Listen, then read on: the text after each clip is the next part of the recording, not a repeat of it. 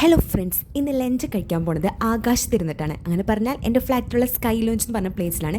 ഇതിനെല്ലാം master planning എൻ്റെ best friend ആയിട്ടുള്ള അശ്വിനിയാണ്.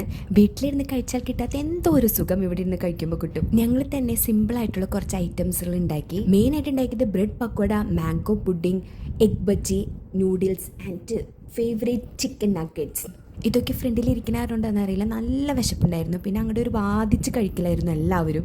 ഊതി നൂഡിൽസ് അകത്താക്കാൻ ശ്രമിക്കുകയാണ് ഹെദർ. പിന്നെ ഇവരുടെ മെയിൻ ലാംഗ്വേജ് തുളാണ്. ഞാൻ ഇതുവരെ കേൾക്കാത്തൊരു ലാംഗ്വേജ് ആണ്.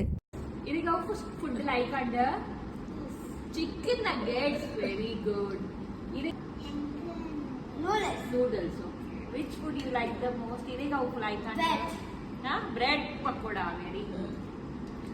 I like noodles, egg pakoda. I like noodles. പിന്നെ ദഹിക്കാൻ വേണ്ടിയിട്ട് ചെറിയൊരു എക്സസൈസ് ആയിരുന്നു.